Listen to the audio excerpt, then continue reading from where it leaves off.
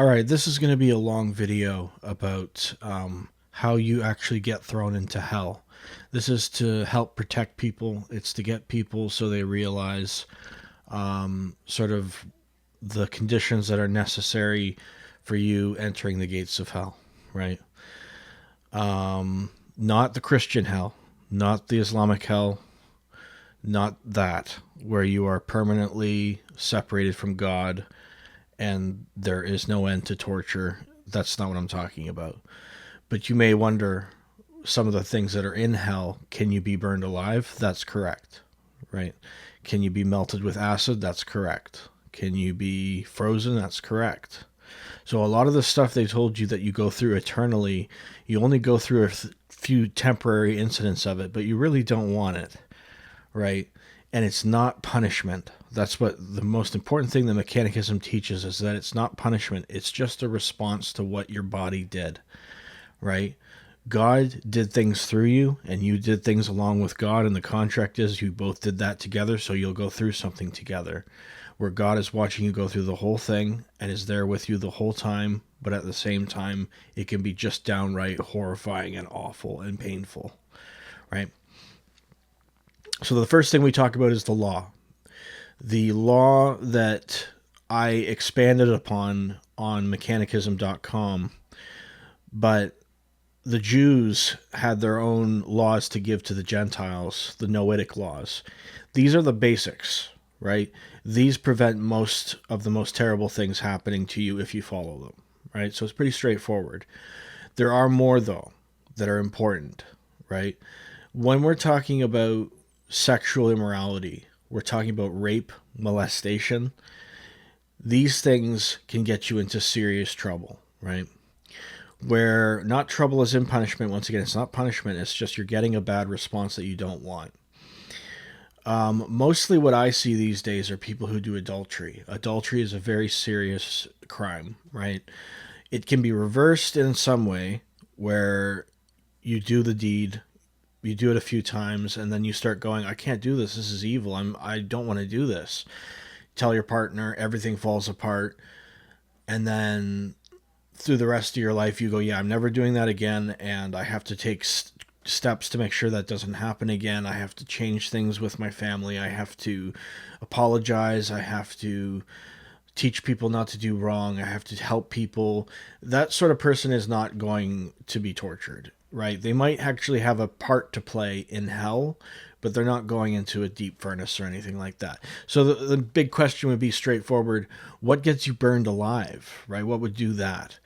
Going into a classroom of children and shooting them all, which has happened, that sort of thing will get you burned alive in the furnace of hell, right?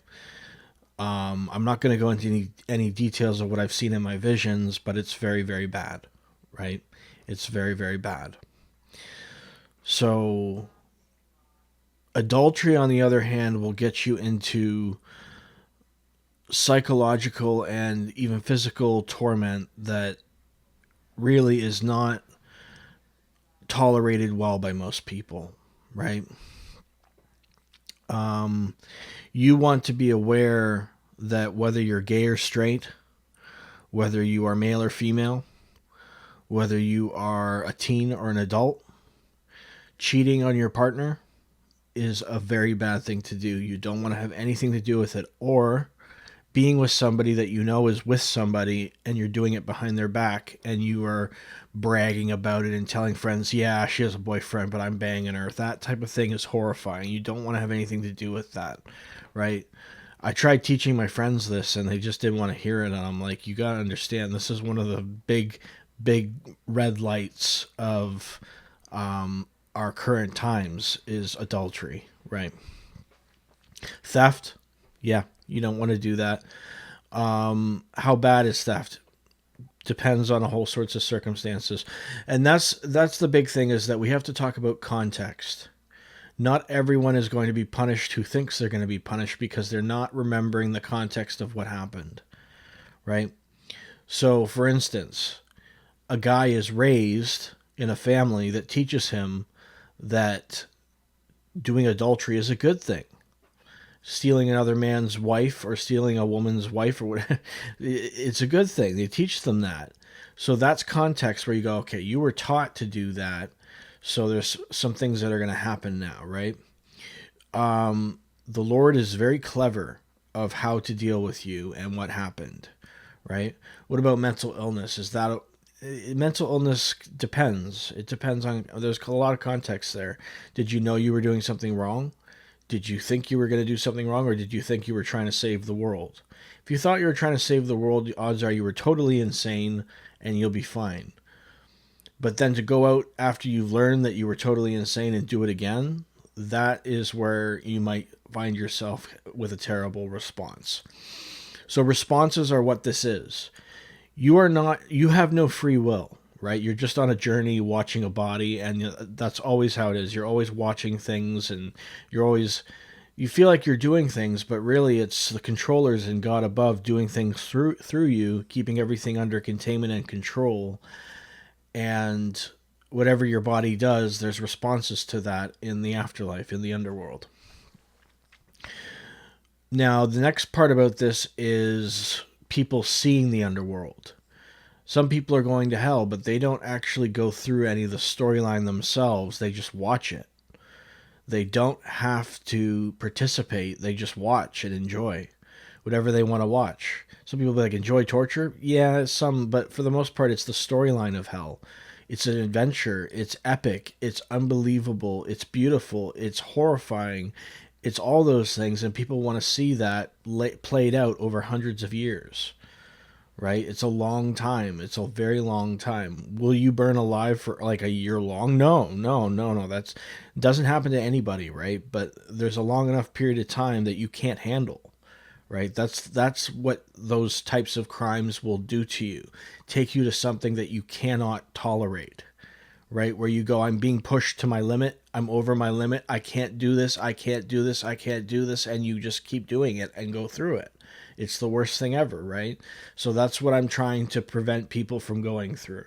That's my main objective, is to teach you that you can't go through these things. You need to do things. So what are the remedies for these decisions? How do you change the responses? Well, there's repentance. Repenting is a very powerful thing to do with God, where you turn to God and say, God, I'm so sorry for everything I've done. And then if you're a Mechite, if you understand mechanicism, you can even say, I understand I don't have free will, but I still have to be held responsible for my body. It's the contract, it's the agreement. I thought I did that, so I have to go through this stuff. I don't want it. I'm so sorry, God. So you get on your knees and you think about what you did and the effects of what you did and the pain it caused, and you think of yourself as a piece of crap. And you go through all the bad stuff you did, and you keep doing that. That's repenting, right? And then you realize that baptism is also a very powerful thing, where you reset everything and say, from this day forward, I'm going to change. I'm going to do my best to change, right? This is how you reverse everything, right? But if you go back on that, that could be a serious problem. But if you keep fighting it and you keep having a battle with your problems, with what you do that is wrong, that's what God wants to see. Because then God can go, yeah, no, you weren't that. You tried so hard not to be that, and these things just got you. You got taken. It's okay, right? That's what you want, right? Because then you get to watch, and you don't have to even participate. Maybe. Murder is a really hardcore thing to do, cold-blooded murder. That's something that cannot be reversed but can be altered, where the context and the different dynamics of the situation change. For example, instead of being in a torture chamber, you get into a car crash in hell, and your back breaks, and you feel that, and you have to go through that pain. And you know the reason you're going through is because you did stuff, right? So something like that would change things, dynamics, right? But murder is very serious, right? It's right up there at the top. But what about blasphemy? Depends on the blasphemy. I mean, if you go out worshiping Satan, and saying that you're okay with a rebellion against God Almighty, that is a problem. Even though it's not real, it's still a problem. and that will get you into very serious situations with the Lord, right? Worshipping one of the controllers before God, you can do that, but it's ultimately irrelevant, right? The controllers below God cannot do anything outside the scope of what God needs. So God is the supreme deity. She is the one worth worshiping. And if you worship like an idol of a cat, it's just that's not accurate to who God is. Like that's not you're not doing something that reflects who God really is. So, is there punishment for that?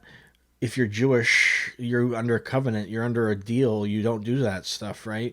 If you're not, you still don't want to be worshiping images, right? Because it's not accurate, right? And that can lead to problems, but it's not the same. Now, teaching people there is no God, don't worry, there is no God, just go out and have fun, live your life, do whatever you want. That is a serious crime to teach people to go and do whatever you want to do and don't worry about it.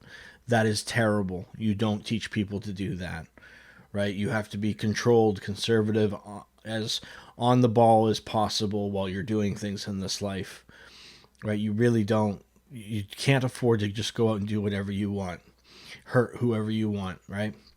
Fornication, what does that do?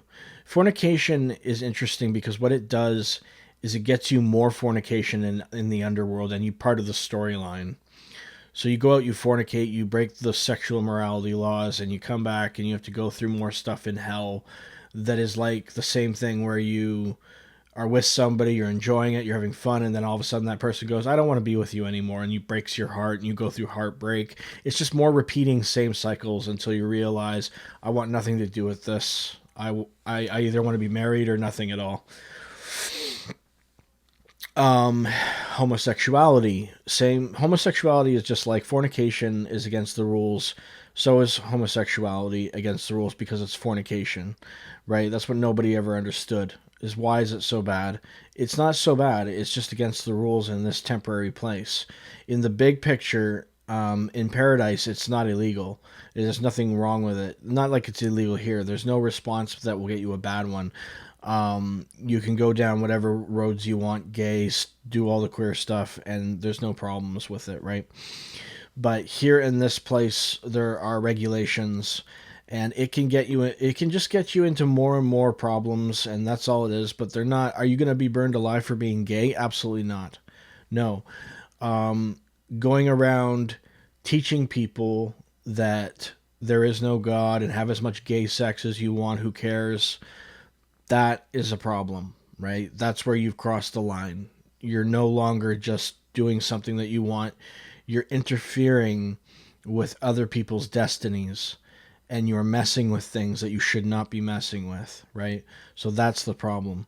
What I see in the queer community, the biggest problem they have is adultery, right? A lot of people cheat, and a lot of people don't understand that when you cheat on your partners, you leave a black mark on them that hurt them profoundly, even though they don't even realize how bad they've been hurt. But it's really serious, right? In paradise, there's no such thing as adultery.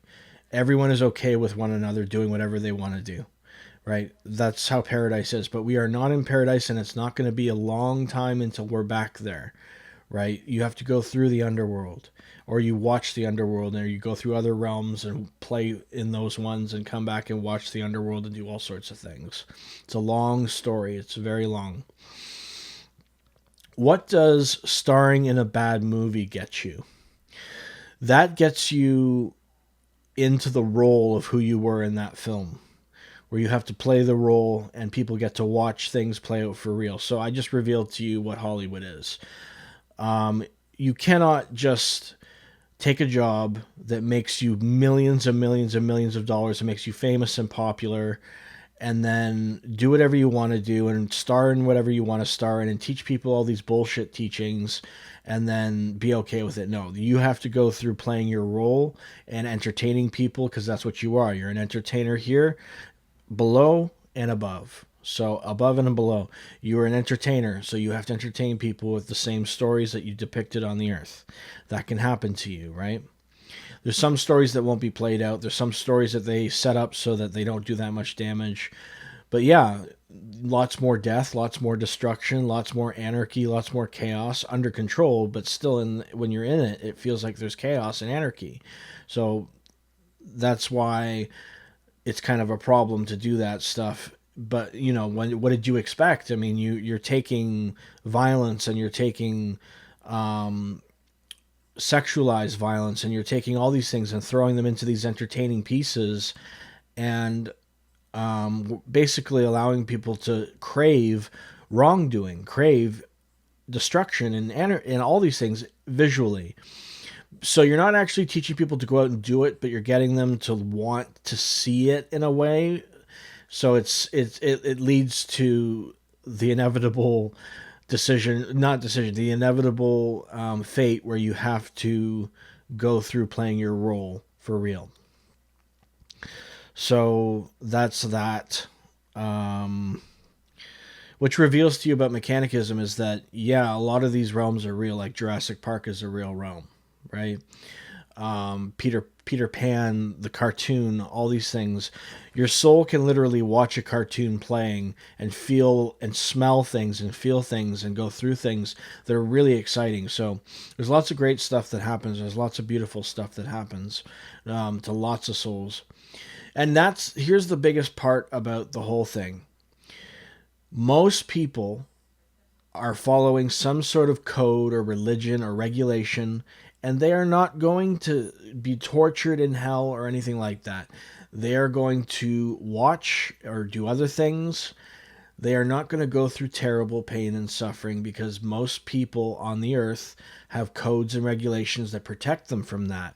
That's what all these religions do. Modern religions, the older religions were complicated, did other things, other problems with them, right? But they were at a time where they thought a certain way that they couldn't get out of. So it's very complicated. But the biggest thing is that most people are not going to be destroyed in hell. That's not going to happen, right? But some of you are. A lot of people I grew up with are going to go through some pretty awful stuff because of what they've done, right?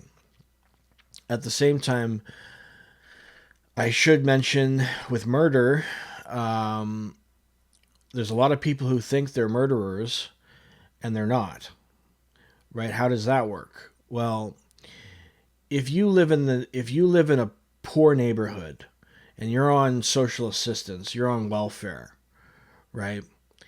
And you grow up with people and you're a guy. Let's say you're a guy and you have these girls who you love and care about.